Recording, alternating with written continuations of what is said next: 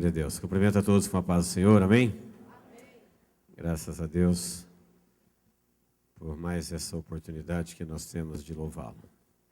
Queridos, vamos ler a palavra de Deus no Evangelho de João, capítulo de número 1. João 1, versículo de número 29. João 1, 29. Diz assim: No dia seguinte, viu João a Jesus, que vinha para ele, e disse-lhe: Eis o Cordeiro de Deus, que tira o pecado do mundo. É este a favor de quem eu disse: Após mim vem um varão que tem a primazia, porque já existia antes de mim. Eu mesmo não o conhecia, mas a fim de que ele fosse manifestado a Israel vim, por isso batizando com água. Amém? Até o versículo de número 31. Nós acabamos de cantar um louvor que diz: Vem Jesus, ora vem Senhor Jesus. Esse é um cântico dos salvos. A Bíblia fala que o Espírito diz vem e a noiva diz vem. Então toda pessoa salva, ela entende que orar para Jesus vir é a melhor oração. Viver num corpo melhor, num mundo melhor, uma vida melhor, tudo melhor, é o desejo natural de qualquer um. Só quem não crê nisso, ele ainda não tem fé para orar, ora vem Senhor Jesus. Mas quem sabe que tem um corpo de glória esperando, ele não quer viver num corpo mortal mais. Quem sabe que tem um reino riquíssimo, ele não quer viver num lugar tão pobre. Quem sabe que ele já tem direito a morar com Deus no céu, ele não quer ficar na terra com os demônios. Por isso ele canta: Ora vem, Senhor Jesus. Na cabeça do mundo, ou na maioria das pessoas, é claro, a gente percebe isso, que eles têm mais dificuldade em crer que Jesus salva do que condena. É comum as pessoas entenderem que Deus está à espreita, olhando seus pecados, suas fraquezas e pronto a condená-los. Já não é tão comum as pessoas entender que Deus sabe de todas as fraquezas e que está pronto a perdoá-los. E na Bíblia nós vamos aprender que Deus, se Ele quisesse destruir o homem, Ele teria feito quando o homem pecou. Mas o mundo, as culturas, os ensinamentos, a herança que a gente tem desde Adão, é essa dificuldade de crer como pecador que somos, como limitado que somos, como pobre que somos, é crer nessa grandeza deste amor, dessa riqueza, dessa herança. Então, queridos, eu queria iniciar dizendo que o que aconteceu na cruz do Calvário, o fato de Jesus morrer na cruz do Calvário, foi para ficar claro para todos, em todos os tempos, ficar entendido, consciente, para todos que, religiosos ou não, cultos ou não, grandes ou pequenos, qualquer pessoa, que ela olhasse para Jesus na cruz do Calvário, ela entendesse de imediato quanto Deus ama o pecador e o quanto Deus odeia o pecado. Para uma pessoa entender isso, ela não precisa ter feito teologia, ser um cérebro, uma entendida. Não. É uma pena que às vezes os entendidos não entendem isso. Quase todas as religiões usam a cruz como símbolo. A maioria. E é bem provável que a maioria das pessoas que viveram por anos em contato com este símbolo nunca entenderam o que ele quer dizer. E o que aconteceu na cruz do Calvário é para todo mundo entender para sempre o quanto Deus ama o pecador. Por que ele está ali? Se alguém perguntasse, o que é a cruz? A cruz é onde morreu Jesus. Quem é Jesus? Jesus é Deus. Quem é Deus? É o Criador de todas as coisas. E por que ele está na cruz? A resposta é, por causa do pecador. Ele é Deus e está ali por causa do pecador? É. E pecador é o que somos. Se eu perguntasse aqui, quem aqui sabe que é pecador? Todos nós diríamos, amém. Então ele está ali por mim? Sim. E a Bíblia diz, não tem prova de amor maior do que essa. Que Deus provou o seu amor, enviando Jesus para morrer na cruz do Calvário, quando nós éramos ainda pecadores. Portanto, Deus não está escondido numa frestinha, olhando você pecar, pronto para te punir, esperando você cometer uma fraqueza para falar, te peguei. Com um chicote, dizendo, você não me escapa. É a consciência que todo mundo tem. Um dia eu vou ter que pagar, eu vou ter que dar. Não, diz que Deus já sabia que nós éramos pecadores, de todos os nossos pecados, pecados que eu não tinha cometido antes de eu nascer, ele já sabia todos eles. E ele está lá na cruz por mim, por você. Isso tem que ficar claro. Quando você olhar numa cruz, quando você ver um símbolo, quando você pensar na cruz, quando você lembrar de Jesus, quem está na cruz? Deus se fez homem, está pendurado na cruz para morrer pelos pecadores. E eu tenho consciência de que eu sou um deles, portanto, ele está lá por mim. Eu nunca vou poder dizer que ele não me amou. A maldade da minha parte dizer que eu não sinto que sou amado. Uma incredulidade. Mas a cruz, ela deixa claro, entendido, consciente, todo mundo que olha para a cruz tem que ver essa mensagem, porque você não precisa entender de nada para perguntar, o que é a cruz? Quem está lá? Por que está lá? Pronto. Qualquer um. Qualquer pessoa, de qualquer religião. É a primeira mensagem da cruz. A segunda mensagem da cruz é para você entender, é para nós entender, para ficar claro, entendido, consciente para sempre, o quanto Deus odeia o pecado.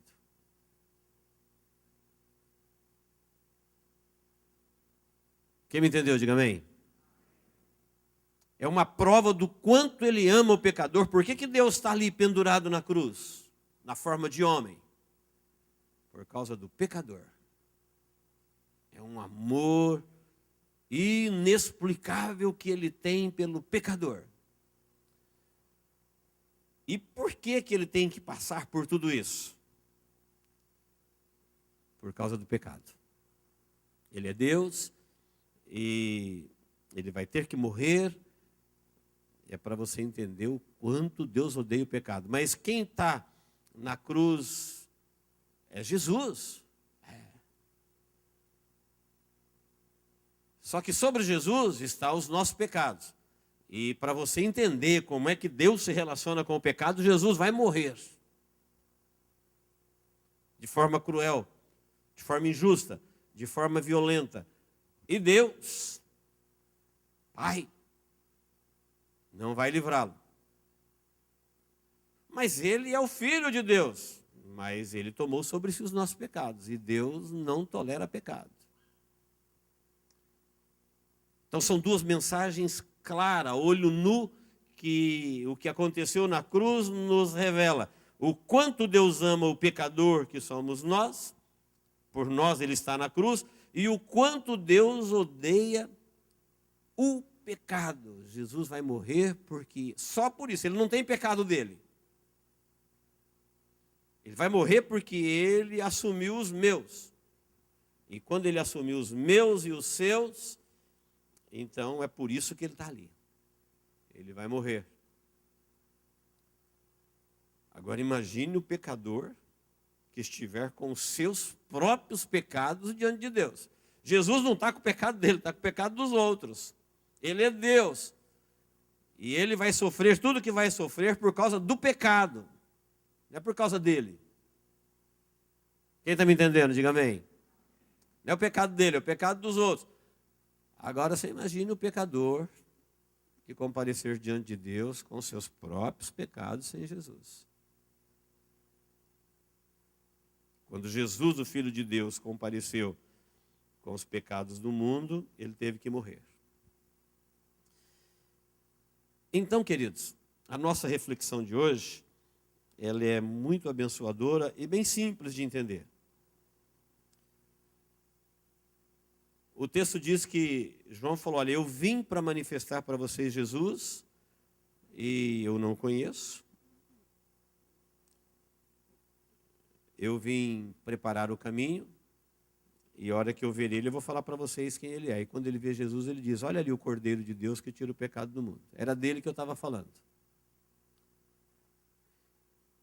Então Jesus aqui é apresentado para a humanidade como aquele que vai tirar o pecado.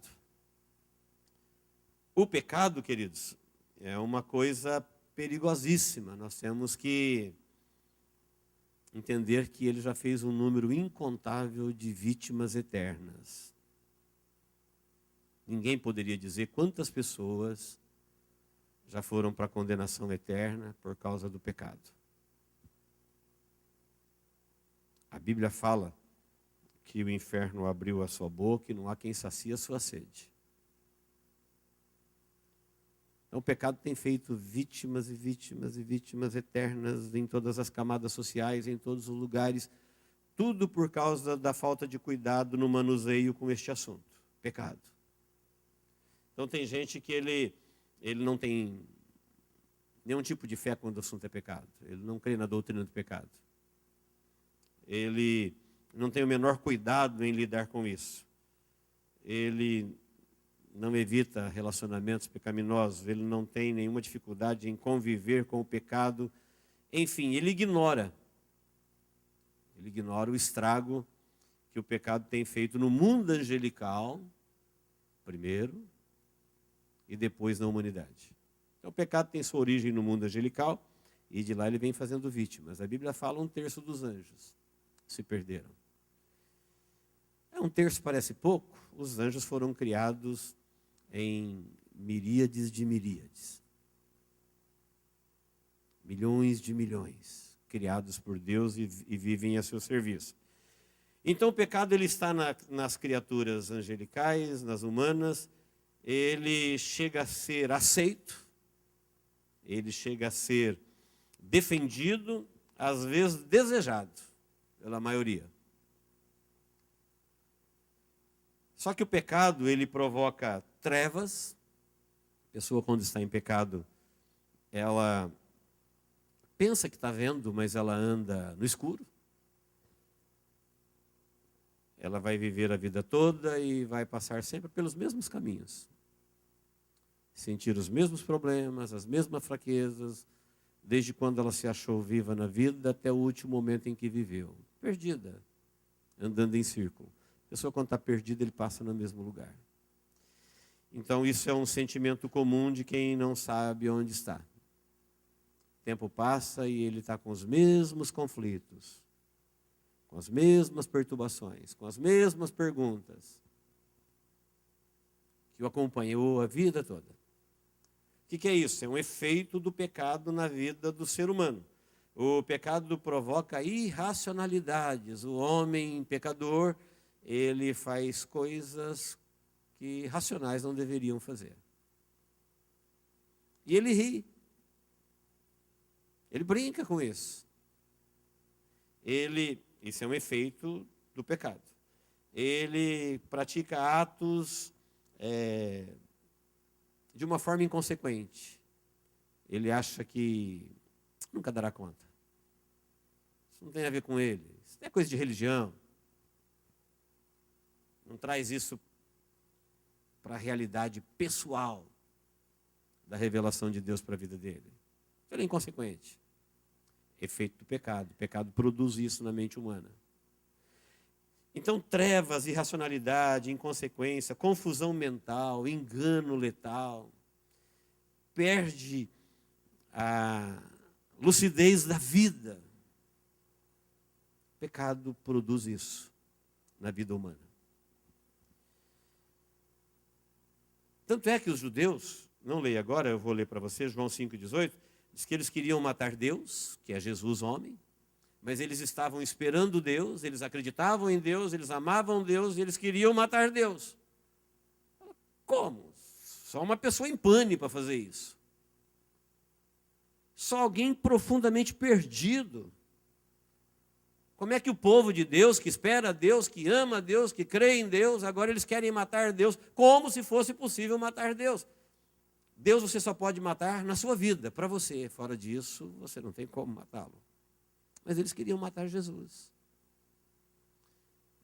E enquanto não chegou a hora, eles não conseguiram. Quando chegou a hora, Jesus disse, agora chegou a hora, agora eles vão matar. Ele falou, a minha vida, eu de mim mesmo a dou. Mas olha que surto! Como é que pode alguém matar Deus? Qual o único lugar possível? Em você. O único lugar possível que eu posso matá-lo é para mim, ou em mim. Em nenhum outro lugar eu posso fazer isso. Mas você vai ver que eles desejavam matar Jesus. Eles amam Deus, esperam por Deus e querem matá-lo. O que é isso? Efeito do pecado. O pecado traz esses transtornos das pessoas em relação a Deus, em relação à vida, em relação à eternidade. O pecado faz a pessoa viver só o seu próprio ego, as suas ambições e as coisas do mundo, tudo aquilo que é destrutivo. O pecado põe açúcar naquilo que é mortal. O pecado põe esperança naquilo que não tem esperança. Ele põe gosto naquilo que é terrível. E o Cordeiro de Deus que tira o pecado do mundo, ele veio para tirar o pecado do mundo, ou seja, dos pecadores, e pecadores somos nós. Então aqui a gente começa a entender que se nós somos pecadores, se Jesus morreu naquela cruz por nós, se Ele nos ama tanto, se Ele nos quer tanto, por que a gente não corresponde a isso? Será que isso não é algum efeito colateral de algum pecado preferido? Porque o pecado faz divisão. Deus ama o pecador e Ele veio para isso, o seu amor é incondicional, mas ao mesmo tempo que Ele ama o pecador, Ele odeia incondicionalmente o pecado. Nem na vida de Jesus o pecado, quando estava lá, foi poupado. Portanto, se ele não foi poupado na vida de Jesus, ele não será na vida de ninguém. Porque Jesus é Deus, Ele é o Filho de Deus. Mas tem uma multidão de gente acreditando que na vida deles não será assim. É essa confusão mental. É essa irracionalidade. É essa inconsequência. É essa estupidez humana praticada por outros em relação a Deus. Uma coisa que poderia ser vista, percebida, entendida claramente só em olhar para a cruz. Porque Deus está fazendo isso com o Filho dele, por causa do pecado. Olha como Ele odeia o pecado, ficaria entendido. Se Ele odeia o pecado na vida de Jesus, Ele odeia o pecado na vida de qualquer um. Isso ficou claro. Quem está me entendendo, diga amém. Nós não podemos esquecer disso nunca.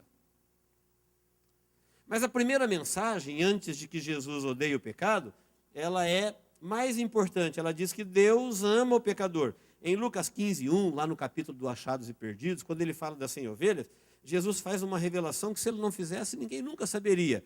Ele disse que tem júbilo no céu, tem festa no céu por um pecador que se arrepende na terra. mais do que por 99 justos que não necessitam de arrependimento. Ele contou a parábola das ovelhas e falou que o homem tinha 100 ovelhas e uma se perdeu e por amor à perdida ele deixa as 99 em lugar seguro e ele volta e acha a perdida e ele a coloca nos seus ombros e com carinho, ela é uma ovelha rebelde que se desgarrou do grupo e ele coloca no colo e leva de volta. Até aí a parábola parece uma coisa bonita, mas ele faz a revelação.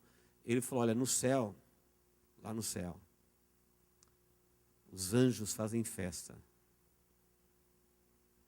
Há uma festa celestial quando um pecador se arrepende na terra. Mais do que por 99 que não necessitam de arrependimento. Quem não necessita de arrependimento? Na terra todos. Talvez ele esteja se referindo aos anjos. Que há festa no céu por um pecador que se arrepende, mais do que por 99 anjos que não precisam de arrependimento. Ou talvez ele esteja se referindo aos religiosos que achavam que por sua religião não necessitavam de arrependimento. Portanto, eles não provocavam nenhum tipo de alegria no céu. Seja qual for a interpretação correta, ela está fazendo a mesma revelação, que os céus entram em festa. Jesus fez isso porque os religiosos estavam escandalizados, dizendo que Jesus comia com os pecadores, que Jesus recebia os pecadores. É verdade, Jesus comia com eles, mas o correto seria dizer que não é que Jesus come com os pecadores, é que Jesus deixa os pecadores comer com eles. Quem está comendo com quem? Eles faziam uma acusação como se Jesus estivesse comendo com os pecadores para ser pecadores com ele. Não, é o contrário. Jesus é Deus, Ele é poderoso, Ele é o Salvador. Ele permite que pecadores comam com Ele para tirá-los da sua condição de pecado. Não é Ele que quer ser um pecador. Ele quer tirá-los da sua condição de pecado. Ele veio para isso.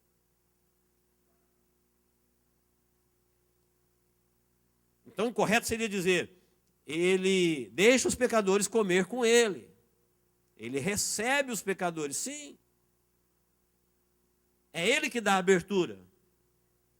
Não é os pecadores que o atraem. É ele que está interessado nos pecadores. Lá no mesmo capítulo de Lucas, depois de falar da dracma perdida, onde ele fala que há festa no céu por um pecador que se arrepende, ele conta a parábola do filho pródigo, e os irmãos conhecem a parábola todinha, do filho que foi embora, gastou a herança do pai, e arrependido, voltou. O irmão mais velho ficou triste, e o pai disse para ele assim, olha, nós tínhamos que nos alegrar, nós tínhamos que nos regozijar, ele estava morto, e reviveu, ele estava perdido, e ele foi achado. A revelação estava dizendo, desde o momento em que ele se foi de Deus, ele já estava morto. Ele era um morto-vivo. É o que é todo pecador. Um morto-vivo. Um perdido que pensa que sabe onde está indo, mas ele está perdido. É questão de tempo para chegar a hora e ele falar, e agora, o que eu faço? Para onde eu vou? Durante um tempo, que ele está sob o tempo chamado, sob minha direção, é quando você pensa que você manda no seu nariz, parece que ele sabe onde vai, mas é questão de tempo para ele falar, e agora, o que eu faço? E agora, no fim da linha, para onde eu vou? Estava perdido o tempo todo, só não sabia. Estava morto o tempo todo, ele só não sabia. Foi por esse tipo de gente que Jesus veio. Ele sabia que nós éramos assim, que nós tínhamos os nossos defeitos, todos os nossos defeitos que nós conhecemos e até os que desconhecemos, ele sabia de tudo isso.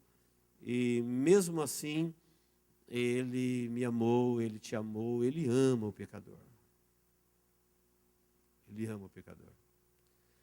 Só que ele odeia o pecado do pecador. Aí João diz assim, olha, ele é o Cordeiro de Deus, ele tira o pecado, ele separa. um do outro. Ele não veio para levar pecadores para o céu e nem deixou pecadores aqui para serem condenados com o diabo. Ele veio para separar pecadores do pecado.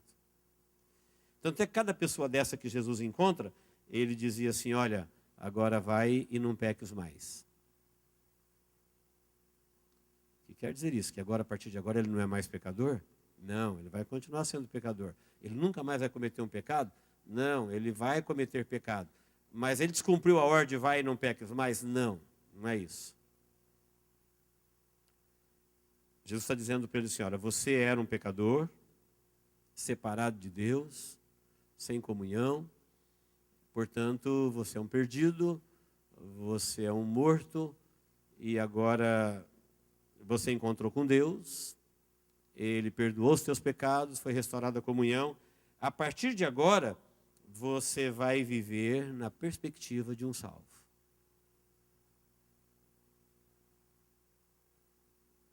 Você vai viver na perspectiva de alguém que cancelou toda a maldição, cancelou toda a culpa, tudo que você pudesse imaginar do primeiro dia da sua vida até o exato momento que isso acontece, que Deus poderia te punir por aquilo, foi cancelado.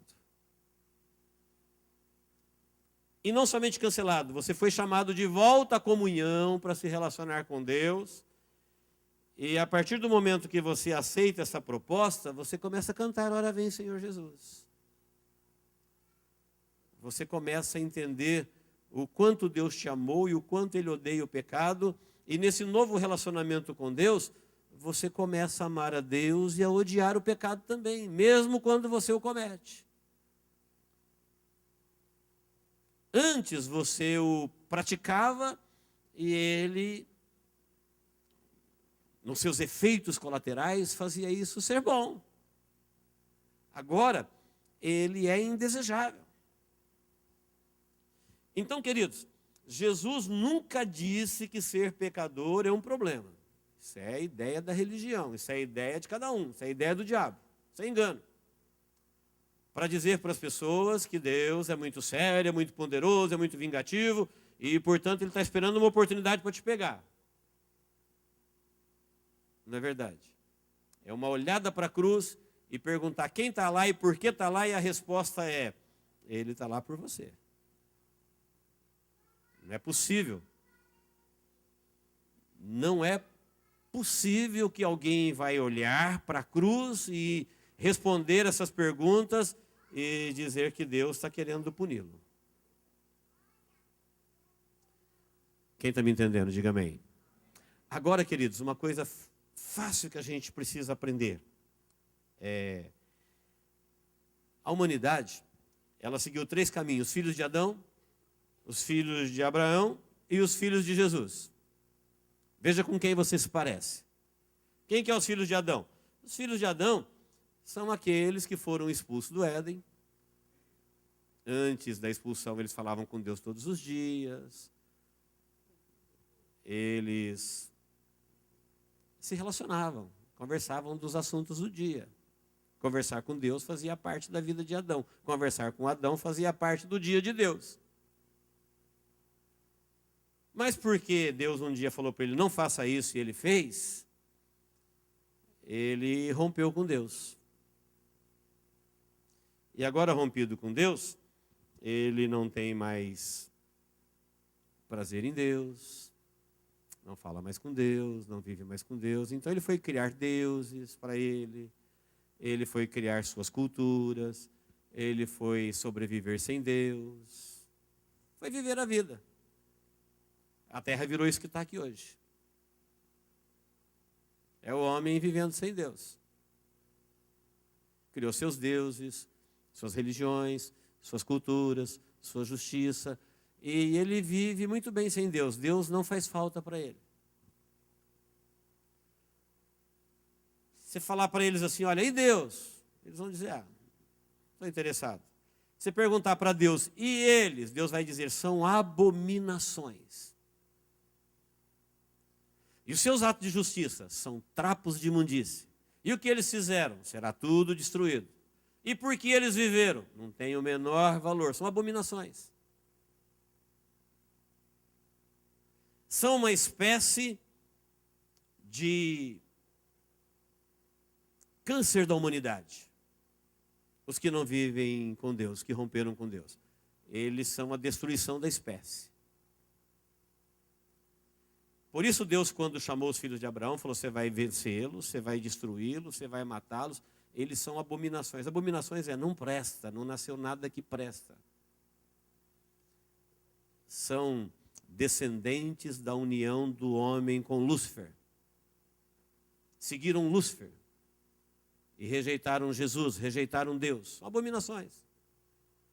Os abomináveis têm suas glórias, têm suas reputações, têm seus pódios.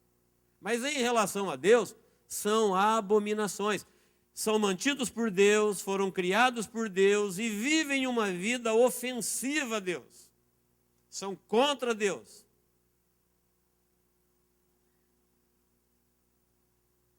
Alguns chegam a se tornar agressores a Deus. Mas são pessoas que, em relação a Deus, eles oferecem a Deus o desprezo, o descaso, o descrédito, dizendo: olha, não quero, não me interessa, não acredito, não confio, me deixa viver em paz. E são bancados por Deus. Fizeram da terra um lugar de provocação, da terra de Deus. E são pessoas que estão vivas porque Deus os mantém vivos. São os filhos de Adão. Qualquer pessoa que tem esse comportamento, ele pode entender que ele é um filho de Adão. E, portanto, para Deus, se ele não se livrar dos seus pecados, ele é uma abominação. O que está acontecendo com Jesus é o que vai acontecer na vida dele, porque um dia ele vai comparecer diante de Deus sem Jesus. Já os filhos de Abraão são os que são os filhos de Adão, que foram expulsos, fora da comunhão. Não tem relacionamento com Deus. Os filhos de Abraão, eles são chamados por Deus para ser de Deus. E o texto diz que eles não aceitaram a proposta de coração, com alegria, de uma forma fiel. E, portanto, eles se tornaram religiosos. Eles se tornaram praticantes de cerimônias, mas não voltaram à comunhão que tinha lá dentro do Éden, porque o relacionamento deles com Deus não foi de coração. Então se tornou apenas uma coisa religiosa. Então, se fôssemos falar de religião, alguém vai falar assim: ó, cada um tem a sua, cada um sabe qual é a boa. Mas se religião fosse boa, nós diríamos que a melhor religião que tem é o judaísmo. Porque o judaísmo, ele nasceu no rio das intenções de Deus. Foi Deus que chamou Abraão e falou: Abraão, eu vou ser teu Deus. Você... Não tem uma outra religião que tenha essa origem. Quem está me entendendo? Diga amém. Vai na origem de qualquer religião, não tem nenhuma religião que tenha essa origem, que aparece Deus falando do céu para alguém na terra, dizendo: olha, anda na minha presença e eu vou ser seu Deus e você vai ser meu povo. Primeira vez que Deus chama alguém de meu povo é eles. Não tem outro. Então teríamos que dizer: olha, a religião boa é essa, mas infelizmente até essa, os filhos de Abraão, eles não conseguiram servir a Deus de coração.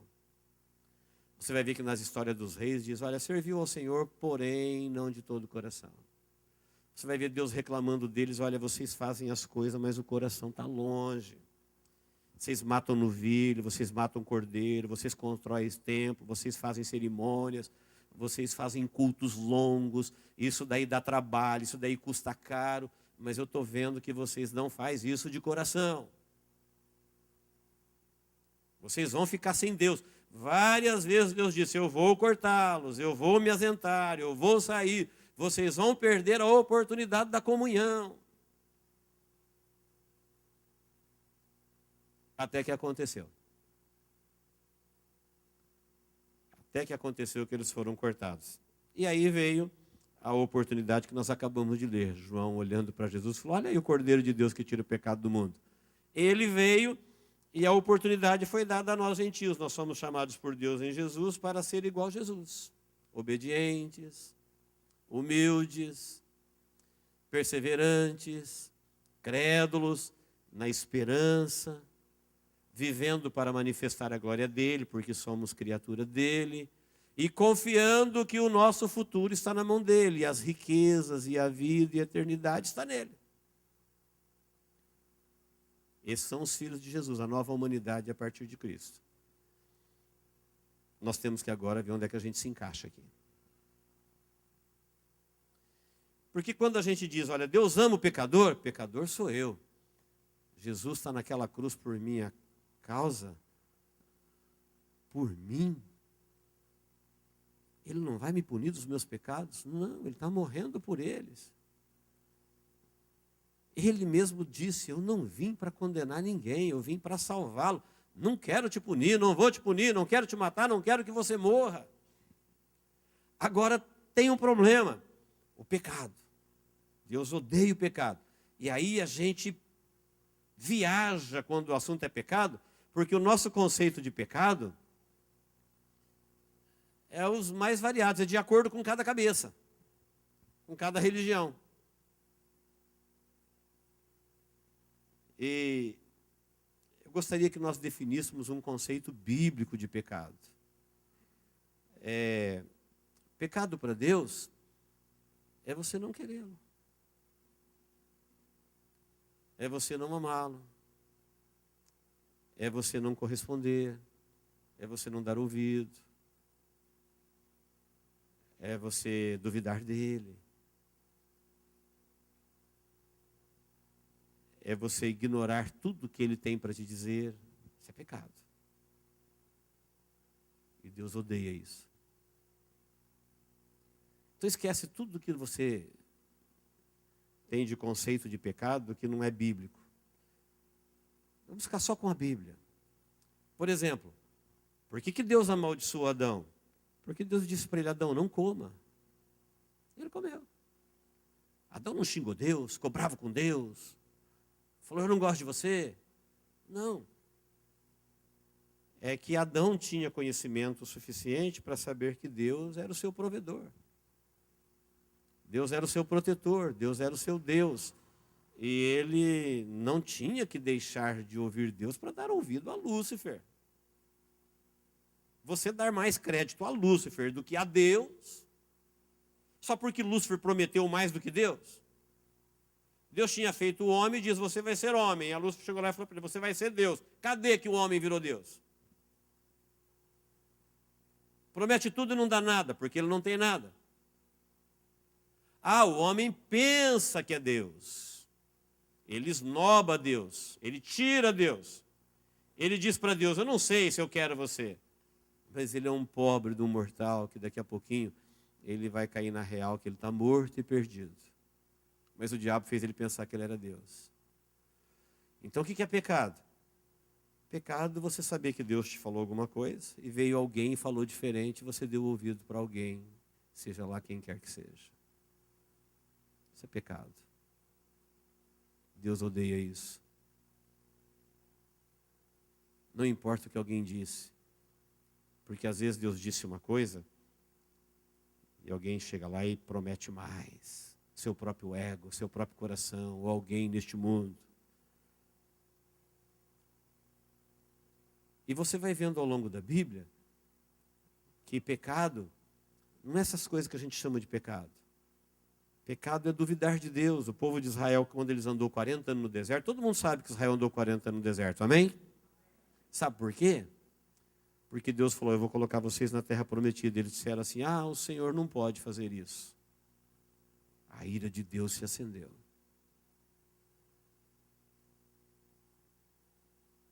Eles foram lá e viram que a terra tinha inimigos. Que inimigos? É Deus que falou. Você está dizendo que Deus tem inimigos que Ele não pode vencer? Você está dizendo que Deus tem coisa que Ele não pode fazer?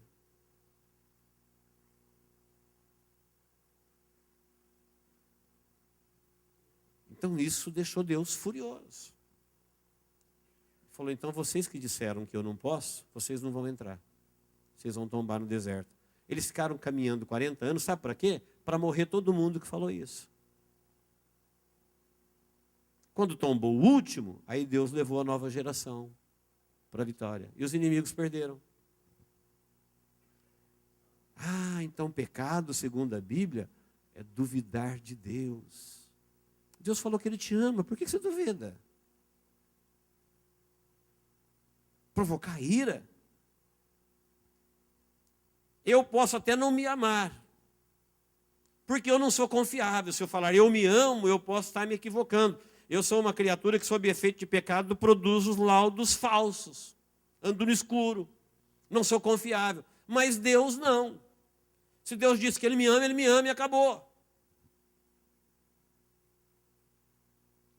E se eu disser que eu não acredito que Ele me ama, eu o ofendo.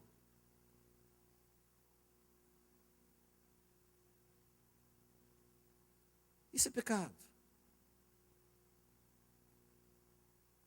É duvidar do seu amor, é duvidar da sua proteção, é duvidar do seu plano. Ele está pendurado naquela cruz por mim, e eu digo, não sei se Ele me ama, não sei se eu o quero. Então as pessoas que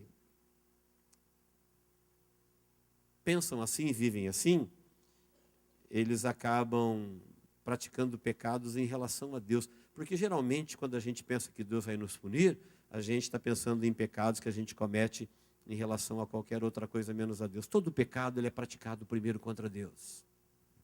Se você me entendeu, diga amém. Todo pecado, qualquer pecado, ele é praticado primeiro contra Deus. Ah, mas eu roubei a sua carteira. Antes de eu prejudicar você, que é o dono da carteira, eu já transgredi contra Deus que diz não roubarás. Eu matei não sei quem, mas antes de eu tirar a vida de alguém, eu já pequei contra Deus que disse não matarás. Não terás outros deuses.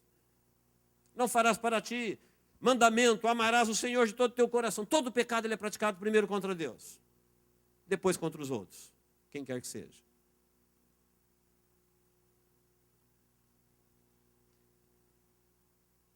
Quando diz o Cordeiro de Deus que tira o pecado do mundo, está dizendo, sabe o que Deus quer? Que nós,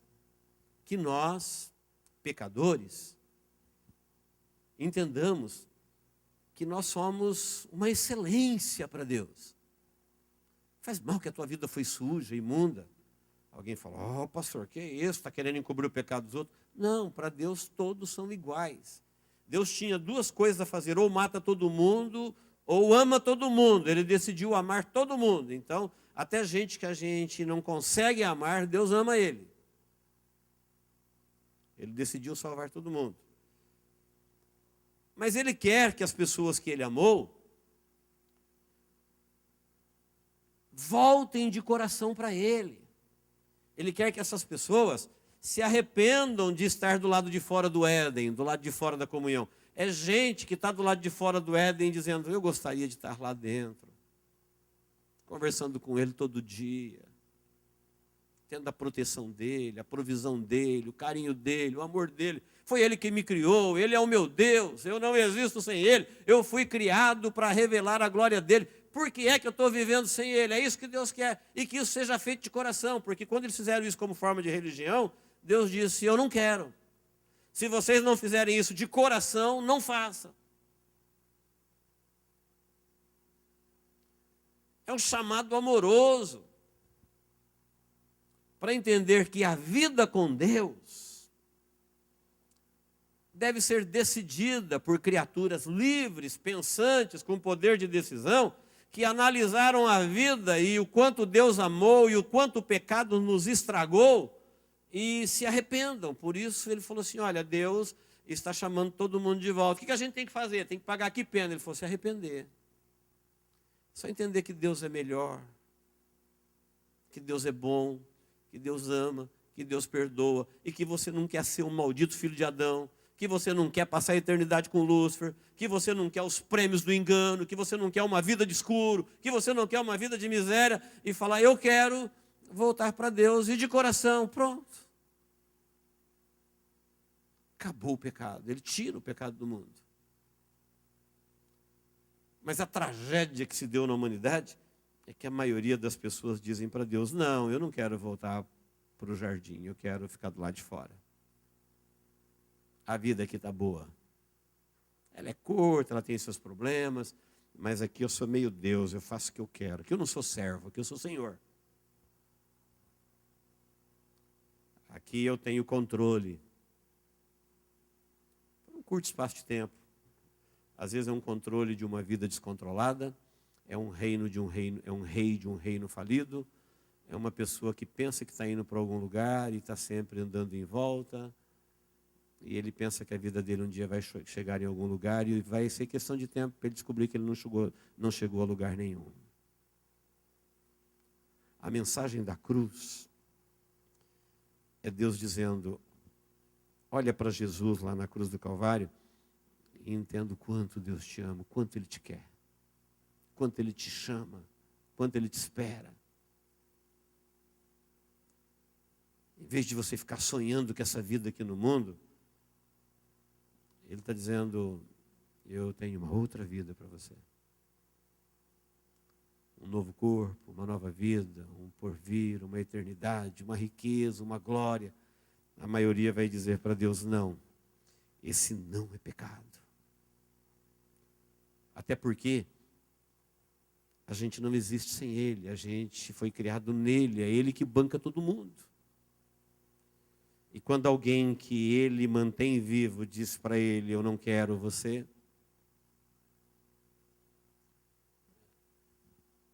então ele fica sem Jesus, e sem Jesus ele tem sobre ele os seus pecados, e a cruz está mostrando o que é que Deus faz com o pecado e na vida de quem ele está. É um apelo carinhoso de Deus, é um apelo carinhoso de Jesus, do Espírito Santo, do Evangelho, dizendo: olha, se eu quisesse destruir vocês, eu tinha feito isso no início. Eu não tinha que estar suportando a afronta. A Bíblia fala que Deus suporta os vasos da ira. Deus suporta toda agressão ao seu nome. Deus suporta os seus fiéis sendo mortos. Sabe quanta gente de Deus já morreu inocentemente? Por ser de Deus. E Deus suporta e não manifesta a sua vingança. Sabe por que Deus está suportando tudo isso? Por amor aos pecadores. E cada vez que Deus acha um que fala: eu me arrependo dessa vida de Adão, diz que o céu entra em festa. E perdido para Deus é qualquer um. Não pensa que perdido para Deus é o desgraçado que está lá na rua, que está nas drogas, que está moribundo. Não. Jesus, quando encontrou Zaqueu, Zaqueu era rico, funcionário público, tinha uma fortuna, queria ver Jesus, subiu numa árvore, porque ele era tão odiado por ser funcionário público, uma espécie de traidor do judaísmo, porque ele cobrava imposto de Israel para Roma. Então ninguém nunca convidaria ele para entrar no judaísmo. Mas o dia que ele subiu numa árvore, Jesus parou debaixo da árvore, olhou para cima e falou: Zaqueu, desce. Jesus sabia do esforço dele, ele queria ver Jesus passar. Ele não tinha sonho de que Jesus fosse dar atenção para ele, ele só queria ver Jesus passar. E quando Jesus disse: eu vou pousar em sua casa, ele falou: Senhor, se eu roubei alguém, eu devolvo. Quadruplicado. E tudo que eu consegui na minha vida, eu vou dar metade para os pobres. Sabe o que Jesus disse? Era um filho de Abraão que estava perdido. Aquele momento, os céus entrou em festa. Quem se converteu? Zaqueu. Quem era Zaqueu? Para os judeus, um traidor. Para os romanos, um corrupto, talvez. Para Jesus, um filho de Abraão, perdido, tentando viver a vida, sobreviver, ganhar o seu, fazendo seu pé de meia. Um homem que, se estivesse aqui entre nós, nós chamaríamos para dar palestra de como ser bem-sucedido. Jesus falou que ele estava perdido. Perdidinho, perdidinho. Se arrependeu. Deixou essa vida, voltou para a comunhão com Deus e os céus entrou em festa. Você, pensa comigo, meu irmão. Traga isso agora para o pessoal, só na sua vida. Você pode imaginar o céu entrando em festa por sua causa? Algum dia você sonhou com tal honra? Algum dia, isso não é fábula, isso é revelação. O Cristo da cruz, ele veio de lá, ele é Deus, ele é Senhor dos anjos. Ele falou, há festa no céu.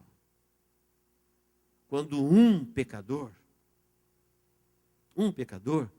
ele aceita esse convite amoroso de Deus para voltar a viver com ele diariamente.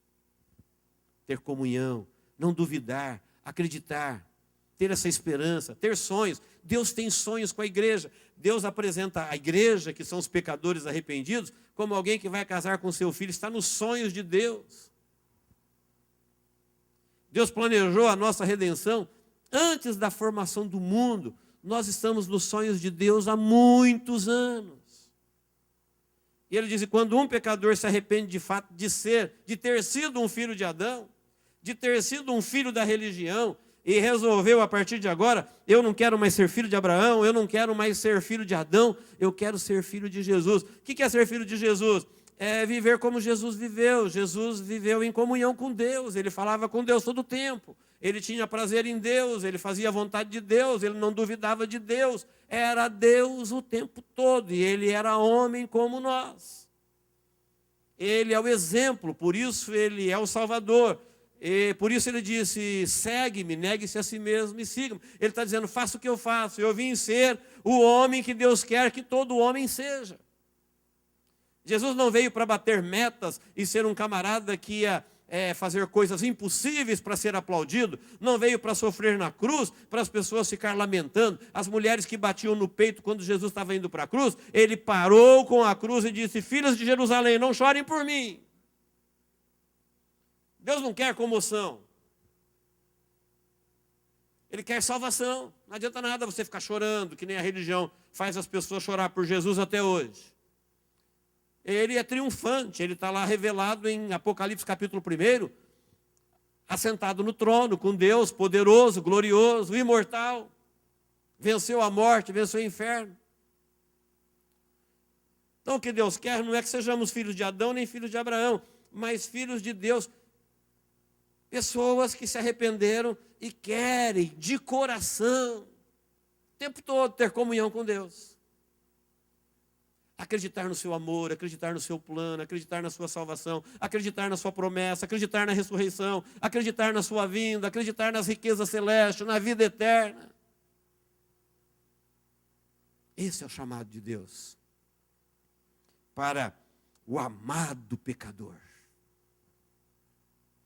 Quando o diabo falar para você que você é um pecador, diga sim. Diga para ele, você tem ideia do quanto Jesus ama o pecador? Alguém um dia achou que Deus desceria tanto por um pecador? Quem o conheceu na sua excelsa glória no passado, seus anjos, imaginava que um dia Deus ia parar naquela cruz por um miserável pecador? Não. Não, o salmista diz, quem é o homem? Para que o Senhor o coloque sobre todas as obras de suas mãos? É o amado pecador. É assim que nós temos que nos sentir. Quando o assunto é Deus, não duvide. Quando quem disse foi Deus, creia. Quando quem prometeu foi Deus, sonhe. Esqueça a religião, esqueça Adão, ouça Deus. Lúcifer continua fazendo suas promessas. Os filhos de Adão continuam se proliferando e vivendo sem Deus, como se Deus nunca fosse fazer falta na vida deles. Mas os filhos de Deus em Cristo Jesus, chamados por Deus para ser igual a Jesus, é a causa de Deus ainda estar tolerando este mundo, por causa do perdido pecador. E Jesus andou todos os dias da sua vida dizendo, eu vim para os perdidos. Eu estou em busca dos perdidos. Eu vim atrás dos pecadores. pecadores arrependidos. Gente que quer voltar para ser com Deus como era antes do pecado. Quem quiser, a porta está aberta. Jesus é o Cordeiro de Deus que tira o pecado do mundo. E isso tem que ser feito de todo o coração. Amém, queridos?